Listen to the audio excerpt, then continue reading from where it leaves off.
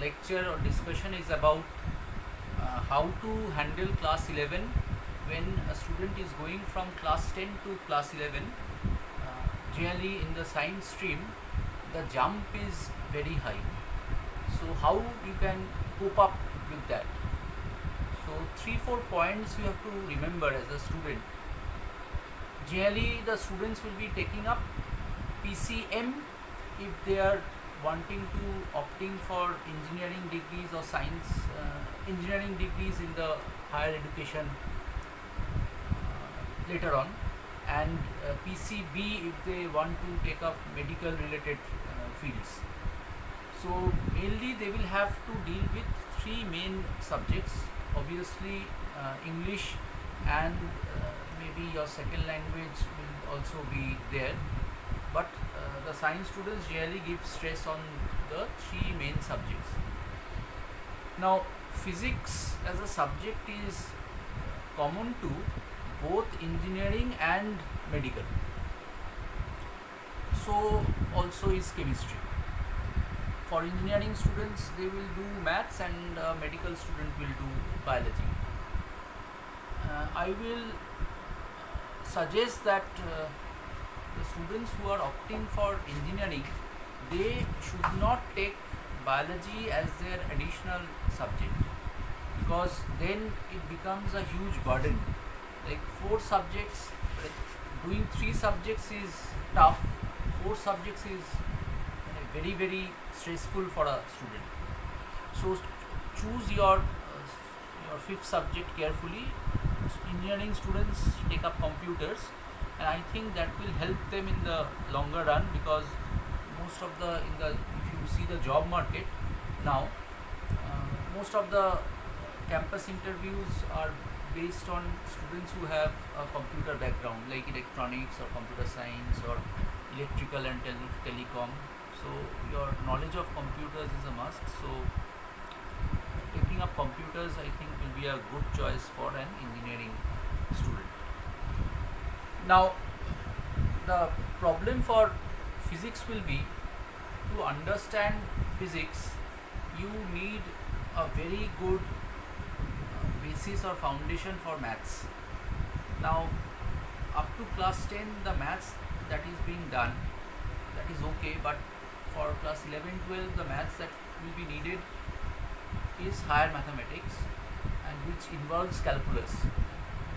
So when you are doing calculus in maths, so generally that is started in the late period. So if the session is starting from April, maybe the calculus section will start from October, November. So after 6-7 months calculus started, because to understand calculus you have to have your basic idea of trigonometry, also algebra, some basic concepts of log, also some amount of coordinate geometry is needed. So understanding calculus in the beginning is very difficult, but in physics we start with vectors. Now vectors is also a chapter of mathematics, but it is so widely used in physics that it is given as a chapter in physics. So in class 12 mathematics they will have your vector analysis, where you will be solving most of the coordinate geometry problems using vectors. So vector is a chapter, and like when we move on to kinematics, which is chapter 2 or 3, straight away we will need calculus.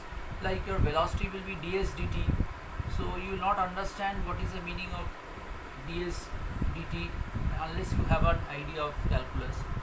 And also say a is equal to dv ds. Now, and the reverse process, suppose a is given and you have to get v, so we have to do it by the method of integration. So unless and until you have a idea of definite integral, so first integration then definite integration. So integration generally in maths is done in class 12. So again that is a problem. And say as a physics teacher I cannot teach you like full calculus. I can give you some formulas, but obviously if you are not doing the full chapters, if you do not have say idea of limits, idea of differentiability, idea of the various formulas of differentiability, then integration, then the geometric meaning and all, you will not have a very good grip. So I think that is a problem for understanding physics. So for physics, getting good marks, you have to have two things. So you have to understand the concepts of physics, and then while solving numericals, because a lot of the marks will be on numericals, you will find that you need a very high amount of mathematics. So solving the equation will you will require mathematics. So unless and until you are strong in mathematics, you are getting good numbers in physics will be hampered.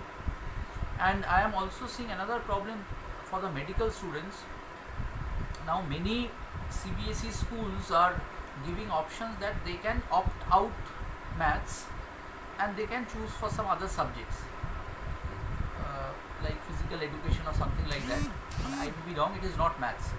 Now the students who want to take up NEET or medical, I strongly advise against that. Always take up maths in class 11, 12. So even if you are getting less mark in both, it doesn't matter. But having an awareness of the maths topics, okay, will help you in physics. And I have seen time and again in NEET, like the students are doing very good in biology and chemistry, but still they do not get a rank or get a very poor rank because their physics marks are poor. So, and the questions that are coming in NEET, the cutting edge where the marks will give you good colleges. So for that you need a very high level of proficiency in mathematics. So without that, you will not be able to solve the problems faster. The second point that I want to emphasize is teachers and teaching, those who are teaching say science and say physics in general. Now I am very disappointed regarding the school teaching. Why? Because what I am finding, most of the students do not understand what is being taught in class, in schools, because the chapters are being rushed. And for that, what is happening, that students are thinking that I am not able to understand, so what is the purpose of studying physics? In any way I am going to get less marks. And also in the papers, the school papers, I am finding that whatever has been done in class, a very little percentage will come from what is done in class. So out of 70 marks, say 20 marks will come what is done in class, and 50 marks will come from much beyond the board syllabus. Now school is supposed to teach you for boards. School is not teaching you for JEE mains or for NEET, and they are not supposed to give questions from those things. So the one consequence of that is, like the students from ICSE background generally are coming who have got say 95-96% marks in ICSE, but when they are giving the first term exam, their scores are in 30s out of 100, 30s, 40s. So there is a dramatic decrease in the number of marks, and the effect is that the student is puzzled, the parents are even more puzzled, and they will come and ask me what is happening. Now this is very, very common phenomenon. So I would request the teachers, if they are listening, okay, so you teach slowly, okay, instead of doing 20 chapters, do 10 chapters, but give questions which have been discussed. So at least, so they can at least score 50-60 marks. Okay, so if you are giving hard questions, so 1 or 2 very brilliant students will be able to do, but any class, if you see standard, so about 80% will be average students. So the scores will be very poor. So this is the second point. The third point I want to stress is that the amount of syllabus need to be 100% needs to be reduced, because the time we are getting for boards after class 10, they say it is 2 years, but if you are thinking logically, we are not getting 2 years, because if you remove the exam times, Okay, we are getting around 12 plus 6, around 18 months of time, not 24 months of time. And the syllabus of class 11 12, if we want to do justice means a chapter is being taught, then there will be some doubts in that chapter, we solve some questions, then the students can rectify their doubts, raise their doubts, then the teacher can explain some of the doubts, then a chapter gets done. Now I am just taking a chapter, doing 1 or 2 problems out of say 30 problems, minimum 30 problems, and shifting to the next chapter saying that the syllabus is huge, I have to complete the syllabus, does not do justice to the syllabus, and neither it is being justice is done to the student. So this is what is being going on, and so I have been writing to many education departments for a long time saying that the syllabus needs to be reduced. So it is basically 11-12 syllabus is a minimum 3-year syllabus. The syllabus that is now there is a minimum 3-year syllabus for justice to be done. So if we are doing that amount of syllabus in the time that is we are getting, which is 1.5 years, obviously only a few percentage, 1 or 2-3% of the students will be excelling, and that is why we see so many big coaching institutes taking advantage of that, and they are saying that we will be able to do your boards and competitive exam in that time, which I do not agree. Okay, so, and that is why they are going for the big money loss, because they know that after 3 months, if they do not money lock, okay, your 70-80% of the students will leave those institutes. So those students who, or those parents who are watching this video and they have their kids in say 7-8, beware of this thing. Do not give in a big coaching institute unless and until you feel that your son or word is very, very super brilliant. And if it is super brilliant, extraordinary, then I think by himself or herself he or she will be able to go to a place. No need for a big institutes. Rather, go for good mentors who can, according to your needs, can give you advice whether to run slow, whether to run fast, whether to go slow, to leave out some chapters, to do more chapters, to do more books, to do more problems. Okay, so those things, like I have 25 years of experience, I can guide that do these things. For a brilliant student, I may say that you go to this book because you have completed this book, but for a weak student, I will say that you do this book, you don't have to do this book.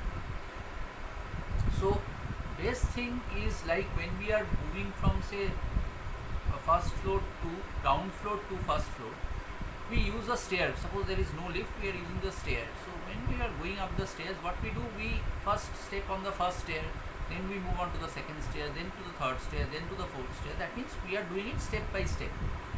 So by pressing on the second stair, we are getting the normal reaction and we are going to the third stair. That means by reaching the second stair, then we are thinking of the third stair. So if you are trying to say jump from 1 to the 4th level, okay, so most probably 1 or 2 will be able to do that, because those who are monkeys, okay, but most of the students will break their necks and hurt themselves.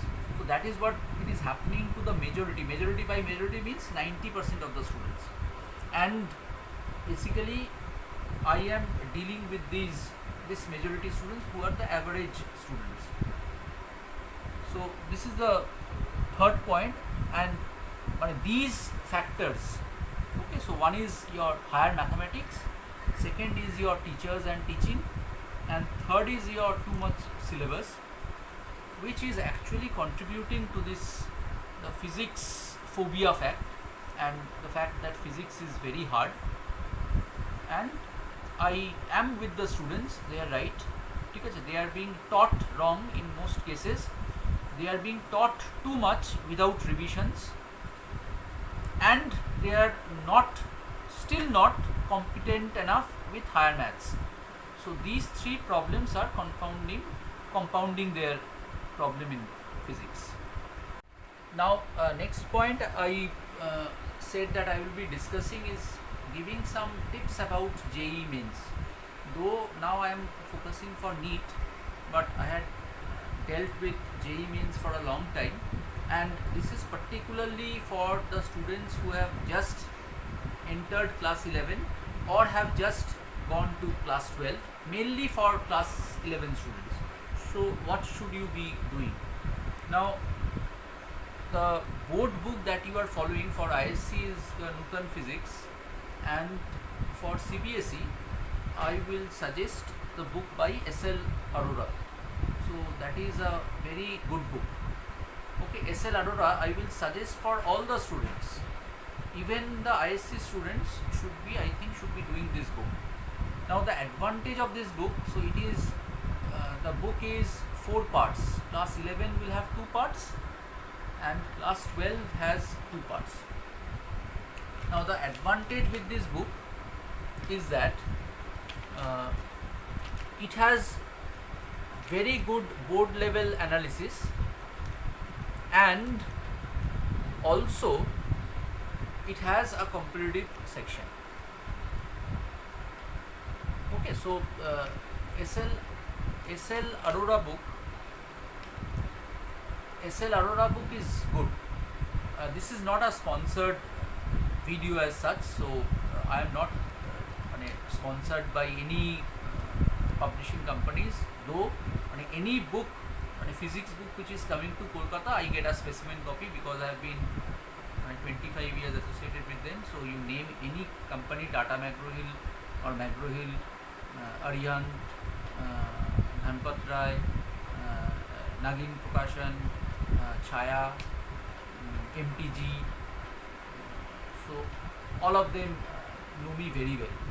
Okay, all the publishers and all of them. So I have still tons of book which I have not yet opened, lying there. So anyhow, so SL Arora book is very good. Second, obviously, for any competitive exam, particularly for JEE Main, okay, the next best book will be H.C. Verma. H.C. Verma, you should be solving, if you are solving H.C. Verma and if you have revised them, like lot of students I have seen that they have solved H.C. Verma because though Bharati Bhavan does not publish the answer keys to H.C. Verma, so but in black market you will find the solutions of H.C. Verma readily available in College Street also. I had a talk with the Bharati Bhavan. Actually, H.C. Verma doesn't want to publish that answer keys because he feels that, which is right, that the students themselves should try out the problems first, so that will increase their level of thinking. Okay, so H.C. Verma, if you are doing, and the point I was trying to say that solving once H.C. Verma will not help. Like some of the key problems, you should yourself mark out that when you are doing, you had problem solving that out, so you can put a say red asterisk. So later on, you say after 2 months again try to do that problem. So in many times you will find that you are not able to do it, so you have to again go back and refer what you had done. So that actually increases your thinking prowess, and that habit, like how you will solve a new question in an exam, that gets inculcated. So that is very important. So a lot of teachers say that you solve books. In fact, Fiji and Akash, their study materials are even fatter than the books. I don't know, you can do weightlifting with them. So whether it is for your brain cells or muscle cells, only God knows.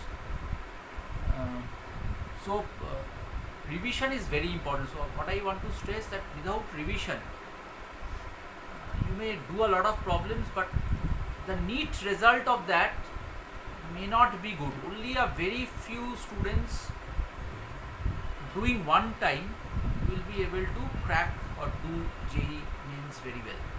I have not seen such student. So a good student is one who does a reasonable amount of problems but has revised them more and more, and doing self notes, write it down. Okay, use a highlighter, a Staedtler highlighter or a Luxor highlighter to highlight the points. There will be a lot of formulas. Okay, so in maths you have thousands of formulas. In trigonometry there may be 500 formulas. So many formulas. So you have to memorize them, where to use them. So it will only come from revision. So revision is a key concept that you should be doing. And another book which is now almost obsolete book, but in fact when I was in the initial years, like after Fiji, I was in Fiji in 2000. So after coming back, I found this book very good. It is by R. Ravi. It is called Interactive Physics. I don't know whether it is still in publication or not. So it is a book of, I think, 6-7 series book. Small books, okay, but the concepts have been dealt with in a sort of a computer algorithm way. So the methodology is very good. Like if you go through the book, you will be able to understand why I am suggesting this book. Okay. They are in many parts, like one will be on mechanics, another will be on electricity, magnetism. So I think they have 4-5 parts. I also have not opened the book for a long time. It is somewhere in the cupboard. But it is an excellent book. So the 3 books I am highly recommending is, first is S.L. Arora. So that is your bridge between your boards and your competitive exam. Second is your H.C. Verma. Okay, and third will be your R. Ravi Interactive Physics. You should always, class 11 students should always go for R. Ravi Interactive Physics, particularly the book on free body diagrams. Because if you are understood forces well, and in forces free body diagrams well, means you have almost you have understood half of physics. So free body diagrams and forces. So in mechanics, that is very important. And the 3 topics you should give more stress. Like total you will have 6 topics main. 3 of class 11 will be mechanics, heat and thermodynamics, waves and sound. And in class 12 you have electricity, magnetism, optics and modern physics. So out of these, I feel the 3 broad topics that JEE main aspirant should be focusing on is mechanics, definitely.